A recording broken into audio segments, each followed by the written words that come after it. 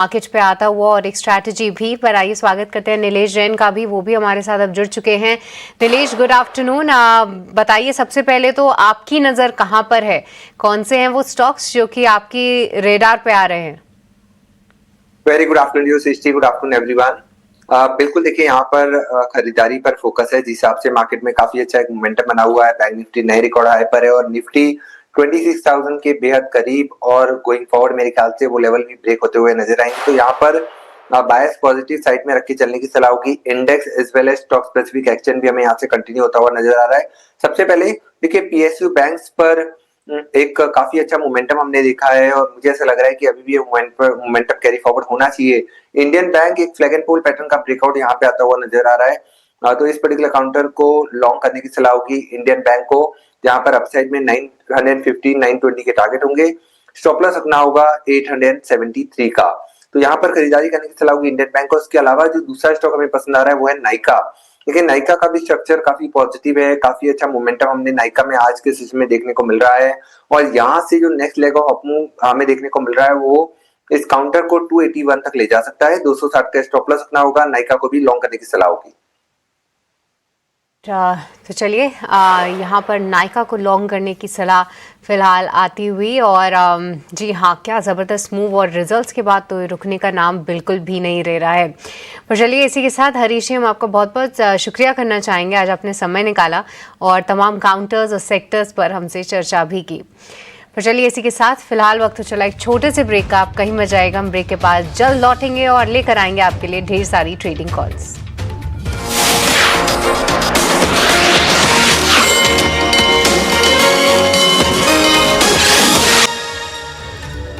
Break के बाद आपका स्वागत है और आप देख रहे हैं क्लोजिंग कॉल्स। इस वक्त एक और खबर आई है, अभी सैंट को लेकर आ रही है खबर कि कंपनी ने अजूमत एआई के साथ मिलकर एक एरका GKT1, एक आईपी पावर्ड सिलिकॉन चिप है, उससे लॉन्च किया है, जो हाई एफिशिएंसी होगी, एज एआई यानी स्मार्ट एनर्जी एप्लीकेशंस के तौर पे ये काम करेगी।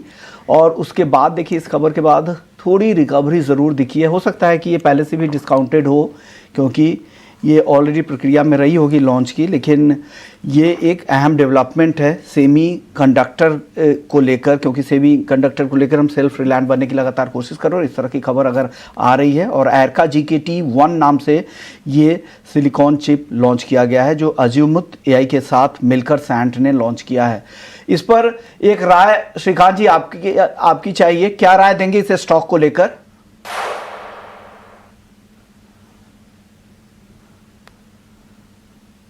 बिल्कुल। तो देखिए, वैसे ये जो कंपनी है उसने एक बड़ा करेक्शन हमें दिखाया है, और बड़े करेक्शन के बाद अभी सिंस लास्ट ऑलमोस्ट 7-8 मंथ्स ये एक स्टॉक अपने एक इम्पॉर्टेंट रेंज के करीब, यानी 1100 के करीब कंसोलिडेट होते हुए नजर आ रहा है।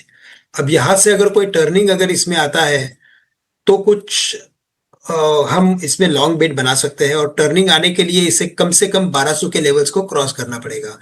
तब तक मुझे लगता है कि ये स्टॉक कंसोलिडेट हो रहा है। बट अगर यहाँ पे लंबी अवधि का नजरिया हो, यानी कम से कम 12 से 18 महीने का अगर नजरिया हो, तो मुझे लगता है कि इन प्राइस से, ये दाम में इसे खरीदा जा सकता है। और हमें लगता है कि इसने पैनिक जो लोज बनाए थे तकरीबन 1060 के करीब, वो मुझे लगता है कि वापस से रिपीट होंगे। तो 1050-60 का स्टॉप लॉस रखे, करंट लेवल से एक लॉन्ग टर्म व्यू के साथ इसे खरीदे, और टारगेट्स रखे। फर्स्ट 1200 का लेवल काफी इंपॉर्टेंट है, अगर इन लेवल्स को क्रॉस कर लेता है तो फिर 1450 तक के भी लेवल्स दिखा सकता है।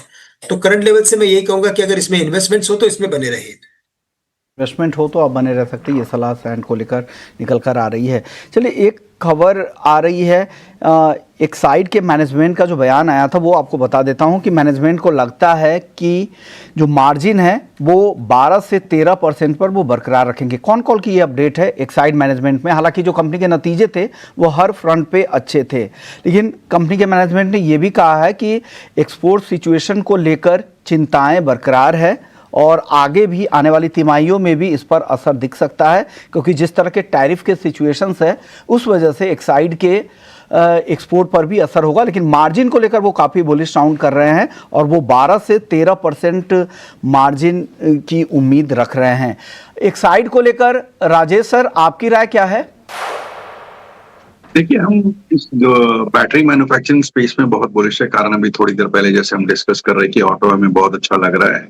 तो अगर आप देखो तो एक्साइड और वो अमरा राजा, ये दो ही ऐसे हैं जो ओईएम स्पेस को अच्छी तरीके से पकड़ के रखे हैं, फिर वो चाहे 4 व्हीलर हो या 2 व्हीलर हो, सबसे उनके कॉन्ट्रैक्ट्स हैं। रिप्लेसमेंट मार्केट बहुत अच्छा चल रहा है। और ये जो टैरिफ को लेकर के चिंताएं बनी हुई हैं कि एक्सपोर्ट मार्केट में दिक्कत है, अगर पिछले हफ्ते के ट्रम्प साहब के बयान देखें तो ट्रम्प साहब ने क्लियरली कहा है कि रशियन ऑयल की खरीद के कारण से जो टैरिफ्स लगाए गए थे उसमें या तो कटौती कर दी जाएगी या वहां कुछ ढील दी जाएगी। तो अगर ऐसा कुछ भी होता है तो मुझे लगता है कि एक्सपोर्ट्स में जो दिक्कतें हैं वो सॉल्व होती हुई नजर आएंगी। अदरवाइज भी जिस तरीके की ऑटो की बढ़त हमारे देश में बनी हुई है उसे देखते हुए ये दोनों ही स्टॉक अच्छे लग रहे हैं। और सबसे अच्छी बात है कि एक्साइड को अगर आप देखो तो वो ईवी स्पेस में भी जाने के प्रयास में है। तो सारे पायदान पे खरी उतरती है। दोनों ही स्टॉक्स में हमारी मध्यम से लंबी अवधि के लिए बाइंग की कॉल है।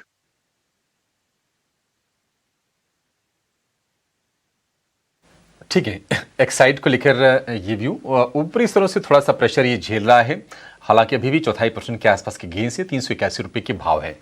लेकिन चलिए 3 बज गए हैं, इनफैक्ट 3:04 हो गए। हमारे सहयोगी आनंद शुक्ला तैयार हैं हमारे खास सेगमेंट मार्केट एट 3 के साथ।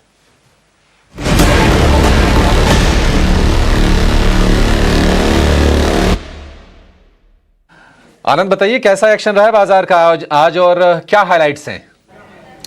जी हाँ अभिषेक, अभी तक के बाजार की तरफ देखें तो आज बाजार में तेज़ी देखने को मिल रही है। स्पेशली निफ्टी बैंक में अच्छी खासी तेज़ी देखने को मिल रही है और सपोर्ट जहाँ से मिल रहा है वो है सरकारी बैंक। सरकारी बैंकों में आज अच्छी खासी खरीदारी है। इंडियन ओवरसीज़ बैंक देखिए, कैनरा बैंक देखिए, आईडीबीआई बैंक, इन तीनों शेयरों में 2 से 4% की तेज़ी देखने को मिल रही है। वहीं वॉल्यूम वाले शेयरों की बात करें कि वॉल्यूम कहाँ ज़्यादा दिख रहा है तो नारायणा हृदयालय का शेयर देखिए मजबूत नतीजे आए थे। मुनाफा करीब 30% बढ़ा था और 11 से 12% की तेज़ी दिखा रहा है शेयर और औसत से करीब 25 गुना ज़्यादा वॉल्यूम देखने को मिल रहा है। वहीं अतुल लिमिटेड की बात करें तो शेयर 2% ऊपर कारोबार करता नज़र आ रहा है। औसत से करीब 11 गुना ज़्यादा वॉल्यूम यहाँ भी देखने को मिल रहा है। आईआरबी इंफ्रा की बात करें तो बड़े ऑर्डर मिलने के चलते ये शेयर फोकस में बना हुआ है। 5% की तेज़ी दिख रही है और औसत से करीब 5 गुना ज़्यादा वॉल्यूम यहाँ भी देखने को मिल रहा है। खबरों की बात करें तो मार्क्सन्स फार्मा पर खबर आई है, नई टैबलेट को यूके एमएचआरए से मंजूरी मिली है और ये जो टैबलेट है वो शरीर में दर्द के इलाज में इस्तेमाल किया जाता है। एमएचआरए यानी कि medicines and health care products regulatory agency से ये जो है मार्केटिंग के लिए ये मंजूरी मिली है, जिसके चलते शेयर 2% की तेज़ी आज दिखा रहा है। वहीं एनबीसीसी की बात करें तो कंपनी को 498 करोड़ का ऑर्डर मिला है और ये जो ऑर्डर है वो दामोदर वैली कॉरपोरेशन से कंपनी को मिला है, जिसके चलते आज 1.5% ऊपर कारोबार करता नजर आ रहा है शेयर। पारस डिफेंस की बात करें तो रक्षा मंत्रालय से ऑर्डर मिला है और ये जो कुल ऑर्डर की वैल्यू है वो करीब 72 करोड़ की है। सबमरीन सप्लाई के लिए ऑर्डर मिला है। हालांकि आज शेयर में उतार चढ़ाव देखने को मिल रहा है।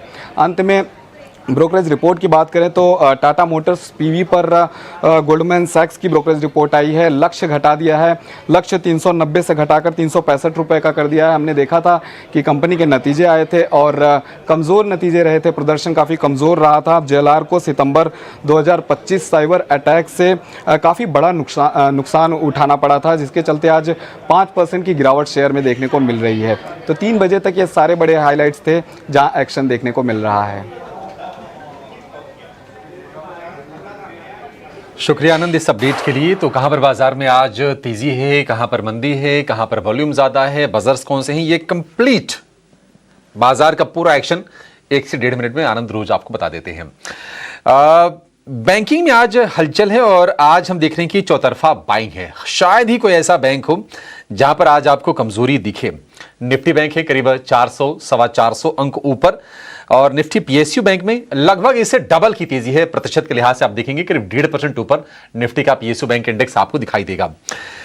लेकिन यस बैंक में अच्छी तेजी है। अब यस बैंक को प्राइवेट कहें, पीएसयू कहें, किस कैटेगरी में रखें, क्योंकि इसमें तो एक तरह से प्रमोटर की भूमिका में एसबीआई है यस बैंक में। लेकिन यह है कि 3% ऊपर है और फिर से हम देख रहे हैं कि 23 से 24 रुपए वाले जोन में आ गया है शेयर। ये श्रीकांत जी, यस बैंक 24 रुपए पार कर पाए अगर आपको लगता है कन्विक्शन तो फ्रेश ट्रेड फिर दिला दीजिए।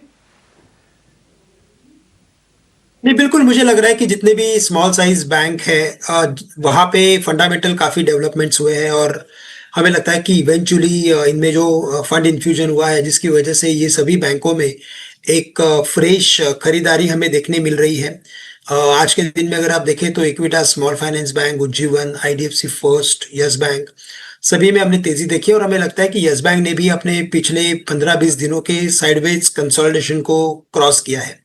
तो बेस्ड ऑन टेक्निकल फॉर्मेशन मुझे लगता है कि स्टॉक कम से कम 26-27 के लेवल्स के करीब जा सकता है। थोड़ा वक्त लगेगा क्योंकि शॉर्ट टर्म में हमें लगता है कि इसमें ग्रेजुअल अपवर्ड एक्टिविटी हमें देखने मिलेगी, तो काफी स्लोली स्टेडीली ये स्टॉक बढ़ते हुए नजर आएगा। अगर बेस्ट के सिनारियो अगर बने तो 28 के भी लेवल्स आ सकते हैं, लेकिन इसे हमें थोड़ा और वक्त देना पड़ेगा, ये बहुत ही जरूरी है। हमें शॉर्ट टर्म में इसमें कोई बड़े इमीडिएट रिटर्न्स आएंगे ऐसे लगता नहीं है, काफी ग्रेजुअली चलेगा। तो करंट लेवल से भी अगर विद मीडियम टर्म व्यू से खरीदना है तो खरीदे 23, सवा 23, 23.5 के बीच में, और हमें लगता है कि 21.5 रुपए का स्टॉप लॉस रखना जरूरी है।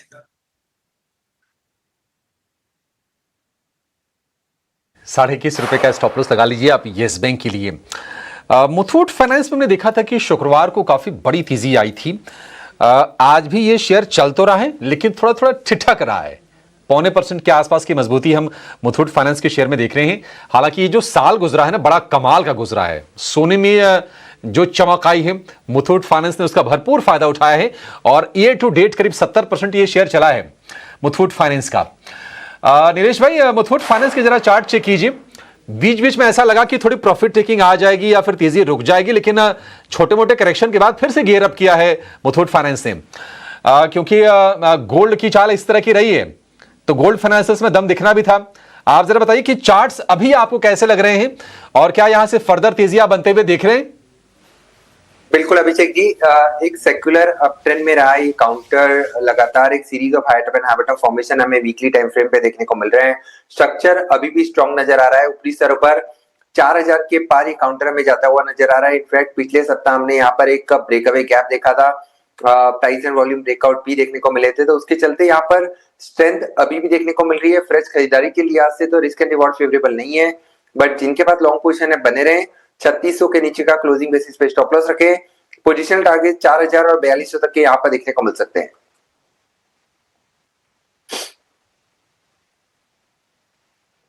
ठीक है, मुथूट फाइनेंस को लेकर ये व्यू हो गया। आज मुथूट फाइनेंस तो 52 हफ्ते की ऊंचाई पर कारोबार कर रहा है।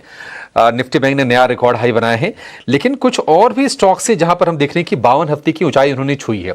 एक बार ये शेयर मार्क करा देते हैं, और कहीं अगर ट्रेड बनता हो या फिर निवेश के कहीं मौके बनते हैं तो भी हम समझ लेंगे। एशियन पेंट्स आज नए 52 हफ्ते की ऊंचाई पर पहुंचा है। BPCL, UPL, CarTrade, Chennai Petro, DCB bank, Hero Moto, Laurus Labs, Marico, MCX, PNB, SBI, ये कुछ शेयर्स हैं जिन्होंने आज 52 हफ्ते का नया ऊपरी स्तर छुआ है। एक राय राजेश सर आपसे लेना चाहेंगे। आप समय समय पर तमाम कंपनीज के बारे में, फाइनेंशियल्स को, उनके बैलेंस शीट को काफी गहराई से रीड करते हैं, और सर आपकी खास जो चीज है ना, जो आपको सबसे जुदा करती है, आपका अप्रोच बड़ा प्रैक्टिकल रहता है। आप जरा बताएंगे सर कि हाल फिलहाल आपने कौन सी कंपनी को अच्छे से रीड किया है, और जहां पर आपको लगता है कि फ्यूचर के ग्रोथ प्रोस्पेक्ट्स काफी ब्राइट दिखाई दे रहे हैं? देखिए, ये ऑनगोइंग प्रोसेस है। एज अ रिसर्च हाउस मेरे को लगता है कि प्राइस अभी जितने भी ब्रोकिंग फर्म्स के रिसर्च हाउस है, सबका यही काम है जो मैं भी कर रहा हूँ। और हाल फिलहाल की बात की जाए तो हम लोग कुछ दिनों से अगर आप देखो तो पिछले करीब 2300 के लेवल्स के आसपास से एशियन पेंट्स में थोड़ा सा बुलिश हो गए थे। नतीजे बहुत शानदार आए। क्रूड लगातार आप देखो $65-70 के बीच में चल रहा है, जो कि एशियन पूरे पेंट सेक्टर के लिए बहुत अच्छा है। वैल्यूएशंस बहुत अच्छे हो गए थे। जो लगातार एक भय बना हुआ था कि बिरला और एस्ट्रल और जेएसडब्ल्यू, ये जो नए एंट्रेंट आ रहे हैं, उसके कारण से कंपटीशन बढ़ जाएगा, वो सारी चीजें डिस्काउंट हो चुकी। और सबसे बड़ी बात है कि इनके जो डिस्ट्रीब्यूटर पॉइंट्स है चारों तरफ फैले हुए, वो सबको देखते हुए मुझे लगता है कि इन वैल्यूएशंस पे भी, खास करके इतनी बढ़त हो गई है तो भी मुझे लगता है कि 3000 के टारगेट के साथ यहाँ पे मध्यम से लंबी अवधि वाले निवेशक कोई गिरावट में खरीदारी कर सकते हैं। दूसरे अगर आप देखें तो बैंक ऑफ महाराष्ट्र, जिसके लगातार कई क्वार्टर्स से नतीजे बहुत अच्छे आए, फिर आज की डेट में देखो तो 2300 के ऊपर उनके ब्रांचेस हैं, बहुत अंडर वैल्यूड है। पी पे ट्रेड कर रहा है। रिटेल एमएसएमई में अच्छी खासी बढ़त बनी हुई है। एनपीए की बात की जाए तो पूरे पीएसयू स्पेस में शायद सबसे क्लीनेस्ट बुक इनकी है।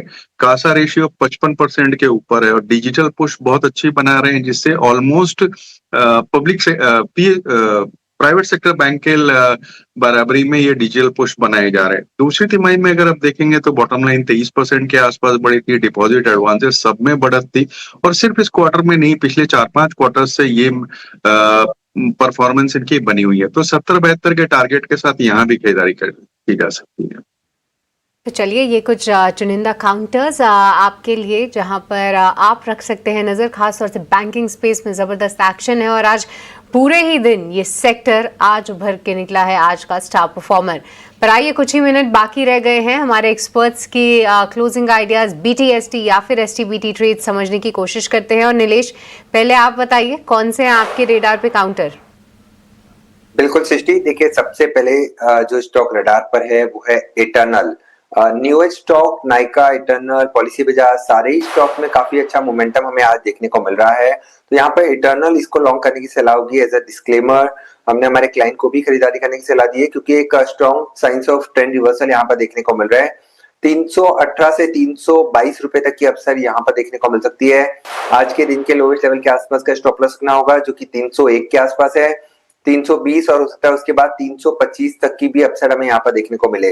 तो इटर्नल ये पर्टिकुलर स्टॉक होगा जहां पर खरीदारी करने की सलाह दे रहे हैं। इसके अलावा पीएसयू बैंकिंग स्पेस पर हमारा ध्यान पॉजिटिव साइड में बना हुआ है। हमने ऑलरेडी इंडियन बैंक को लॉन्ग करने की सलाह दी है। यहाँ पर एक बीटीएसटी ट्रेड इंडियन बैंक में करके चल सकते हैं। तो 920, 910, 920 तक की अपसाइड को प्ले करने के लिए इंडियन बैंक को लॉन्ग करें। 880 का स्टॉप लॉस रखना होगा। चलिए, ये दो काउंटर्स नीलेश की तरफ से और इंडियन बैंक पर खास तौर से आप नज़र ज़रूर रख सकते हैं। यहाँ पर बीटीएसटी करने की सलाह दे रहे हैं नीलेश। पर श्रीकांत, आपके रेडार पे कौन से काउंटर्स हैं?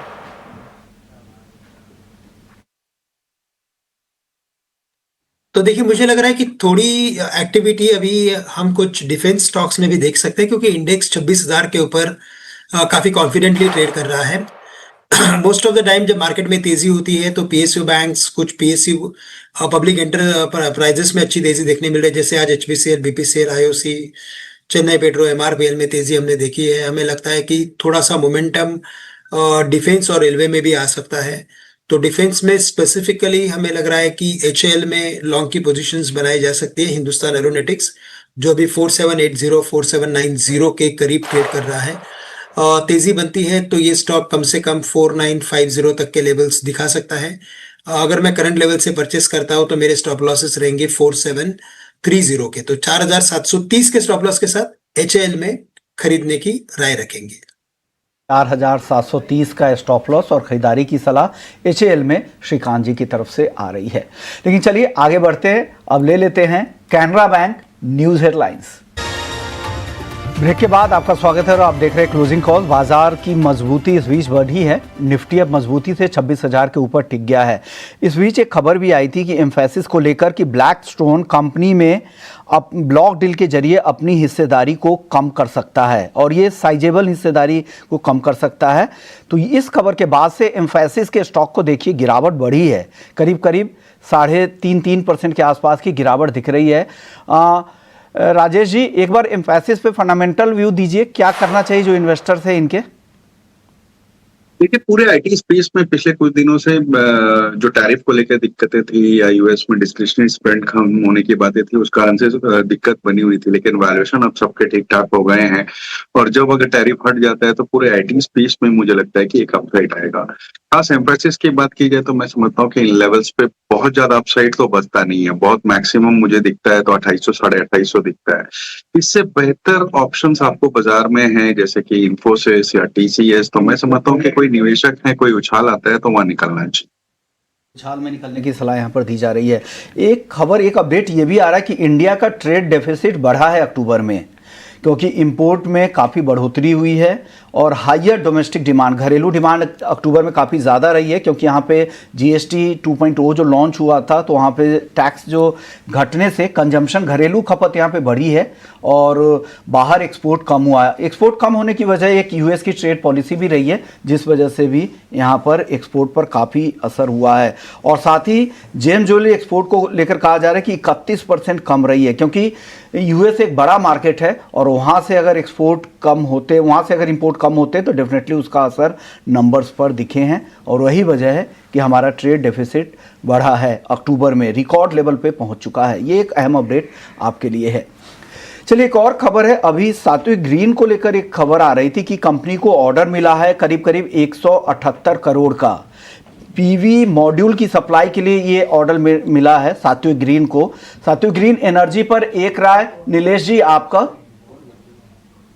बिल्कुल, देखिए एक पॉजिटिव अपटिक हम आज यहाँ पर देख रहे हैं। काउंटर 460 के लेवल को क्रॉस कर चुका है। मेरे ख्याल से थोड़ा और अपटिक यहाँ पर कंटिन्यू होना चाहिए एंड ऊपरी स्तर पर 470 से लेके 475 तक की अपसाइड यहाँ पर देखने को मिल सकती है।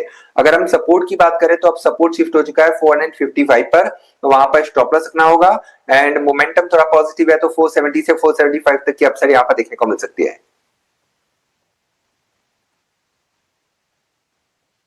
ठीक है, सात्विक ग्रीन एनर्जी को लेकर ये व्यू 2.5% ऊपर आपको ये शेयर दिखाई देगा। एक बढ़िया क्लोजिंग की तरफ हम बढ़ रहे हैं। 3:22 हो गए हैं, 8 मिनट में बाजार बंद हो जाएगा। 105 अंक ऊपर निफ्टी है, सेंचुरी लगाकर 26,000 के ऊपर की क्लोजिंग देने की तैयारी करता हुआ फिलहाल तो दिखाई दे रहा है। और निफ्टी बैंक ने भी अपनी जो मोमेंटम बिल्ड किया आज दिन के दौरान, उसको बहुत ज्यादा शेड नहीं किया है। हालांकि आज 59,000 का आंकड़ा पार नहीं हो पाया, लेकिन अभी भी हम देख रहे हैं कि 58,963, मतलब कितना, ये एक झटके में भी उसको पार कर सकता है। लेकिन एक रेजिस्टेंस वाला लेवल है 59,000 का। 450 अंकों के आसपास की शानदार तेजी आज के सत्र में हम देख रहे हैं। बैंकिंग का एक और शेयर है जो हम देख रहे हैं कि लगातार निरंतर अच्छी तेजी दिखा रहा है, वो है डीसीबी बैंक का। राजेश सर, डीसीबी बैंक जरा चेक कीजिए।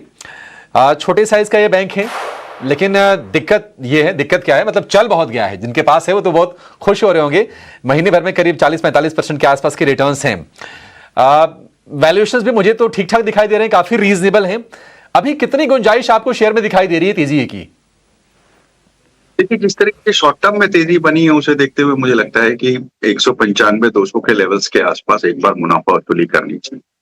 करेक्शन में दोबारा एंट्री हो सकती है, लेकिन इस वक्त मुनाफा वसूली की राय रहेगी। बैंकिंग में ही अगर आप देखें तो कई अच्छे ऑप्शंस है। पीएसयू साइड में अगर आप देखो तो SBI, bank of Maharashtra, bank of Baroda है, या पब्लिक प्राइवेट सेक्टर में देखो तो एचडीएफसी बैंक या कोटक है, जहां आप स्विच कर सकते हैं।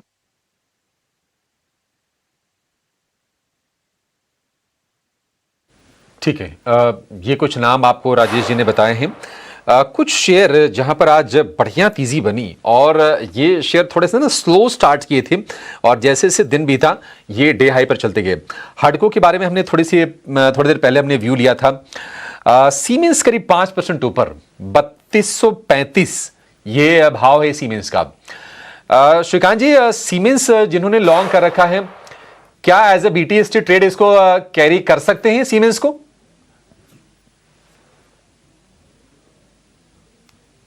तो अभिषेक जी देखिए, वैसे काफी अच्छा मोमेंटम सीमेंस में है और ओवरऑल भी हमें लगता है कि capital goods, engineering, power related जितने भी कंपनीज है उनमें हमें लगता है कि सेकेंड हाफ में और अच्छी तेजी देखने मिल सकती है। और आज इसका ये बेस्ट एग्जांपल है।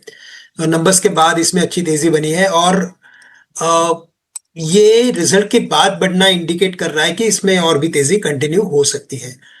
तो करंट लेवल से तो मैं यही कहूंगा कि इसमें बीटीएसटी भी एक बार किया जा सकता है, क्योंकि स्टॉक काफी ग्रेजुअली पूरे दिन ऊपर रहा है और ऊपर आ रहा है। तो कम से कम मुझे लग रहा है कि स्टॉक 3400 के लेवल्स दिखा सकता है। करंट लेवल से भी अगर इसमें लॉन्ग करते हैं तो चलेगा। जो स्टॉप लॉस हमें रखना है वो हम रखेंगे एट 3180, तो 50 पॉइंट का स्टॉप लॉस रखना जरूरी है। बट हमें लगता है कि 3350 से लेकर 3400 तक के लेवल्स ये दिखा सकता है।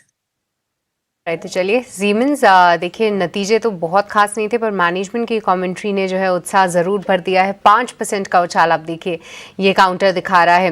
बड़ा 6 से 7% की तेज़ी MRPL के काउंटर में भी है। देखिए आमतौर पर हम इसकी इतनी चर्चा नहीं करते हैं क्योंकि ये स्टॉक है भी बहुत वॉलेटाइल। जब बड़े मूव्स दिखाता है तो गिरावट में भी ऐसे बड़े मूव्स हमने कई बार इस काउंटर में आते हुए देखे हैं। बट आज देखिए 6% की तेज़ी। बट नीलेश, मैं ये भी देख रही थी कि स्टॉक आज की तेज़ी के साथ अपने लगभग 1 साल के हाई पे आता हुआ दिखा है। 1 साल तक काफ़ी सबड्यूड एक्शन इसमें हमने देखा। स्टॉक गिरता हुआ लगभग 99 के भी लेवल्स उसने दिखाए और फिर मार्च से एक तरफा रैली लगभग डबल हो चुका है। क्या व्यू रखते हैं आप इस पे? क्या अभी भी ये स्टॉक टेक्निकल फ्रंट पे अच्छा लग रहा है? बिल्कुल ठीक कहा सृष्टि आपने। 1 साल के अंतराल के बाद काउंटर ने एक काफी अच्छा ब्रेकआउट आज दिया है with a huge volume, higher than average volume मैं कहूंगा यहाँ पर देखने को मिल रहा है। तो जिस हिसाब से ब्रेकआउट आया है मेरे ख्याल से एक फॉलोअप में ऊपरी स्तरों पर इस काउंटर को 190 से 200 तक ले जा सकता है।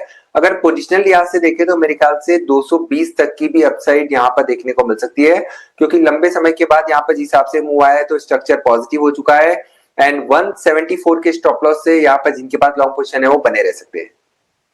चलिए कुछ और स्टॉक्स की चर्चा कर लेते हैं जहां पे आज शॉर्ट्स काफ़ी बनते दिखे। सुप्रीम इंडस्ट्रीज यहाँ पर भी 2.25% की गिरावट। पिछले सत्रों में भी हमने देखा था कि यहाँ पर कमजोरी दिख रही थी। सुप्रीम इंडस्ट्रीज को लेकर श्रीकांत जी क्या राय है? नहीं, वैसे लग रहा है कि इसमें मोमेंटम जो है वो काफी कोलैप्स हो चुका है और स्टॉक लगातार लोअर टॉप लोअर बॉटम की सीरीज बना रहा है। क्लियरली इंडिकेट कर रहा है कि टेक्निकली स्टॉक वीक है। फंडामेंटली भी अगर इसके नंबर्स देखें तो वो उतने आकर्षक नहीं थे। तो यही लग रहा है कि यहाँ से और गिरावट बढ़ेगी। अगर लॉन्ग टर्म का नजरिया हो तो बिल्कुल मुझे लगता है कि अगर इसमें करेक्शन अगर आता है, अभी 3600 के करीब ये ट्रेड कर रहा है, अगर 3300-3400 के रेंज में अगर आता है तो इसमें कुछ और एडिशन किया जा सकता है। But with a very short term view मुझे लगता है कि इसमें अभी भी और गिरावट बनी रहेगी और स्टॉक और करेक्शन में आने वाले दिनों में आते हुए दिखाई दे सकता है। इंडस्ट्रीज में और गिरावट बढ़ सकती है। चलिए 1.5 मिनट के आसपास का समय रह गया है। अब कोई नया हम फ्रेश ट्रेड नहीं जानेंगे। बाजार में आज हुआ क्या है जरा इसको एक बार समराइज कर देते हैं। आज का जो स्टार परफॉर्मर रहा है वो रहा है नारायण हृदयालय का। डे हाई पर ये शेयर क्लोज करने जा रहा है। करीब करीब 15% के आसपास की जबरदस्त तेजी हमने देखी है क्योंकि नतीजे आए थे इसके काफी ज्यादा स्ट्रांग। प्रॉफिट में करीब 30% के आसपास का राइज था और शेयर ये आज NSE 500 में सबसे ज्यादा चढ़ने वाला शेयर रहा। 2000 रुपए के लेवल को इसने क्रॉस किया आज के सत्र में। 15% ऊपर डे हाई पर ही क्लोजिंग देने जा रहा है। कुछ और जो आज के स्टार परफॉर्मर रहे उसमें DCB बैंक रहा, करीब 6.5% चला है। MRPL 52 वीक के नए हाई पर है, आज 6% ऊपर। हडको में अच्छी तेजी बनी, करीब 6% के आसपास की। 240 रुपए से ही शेयर ये रिट्रेस करके नीचे आया था और आज में ही इसने उस लेवल को अचीव भी कर लिया। हडको ने 240 रुपए 69 पैसे के आसपास के भाव आपको दिखाई देंगे फिलहाल स्क्रीन पर। India Cement, Siemens, Just Dial, Alembic Pharma, Hero Moto कुछ और शेयर रहे जहां पर आज हमने 4% से ज्यादा की तेजी देखी। एंजल वन लगातार 5वें सत्र में ये शेयर चला है। 28 रुपए के ऊपर जाके ये कारोबार कर रहा है एंजल वन का शेयर। 4% के आसपास की शानदार तेजी आज के सत्र में हमने देखी है। तो एक बढ़िया सत्र रहा कुल मिला जुला के।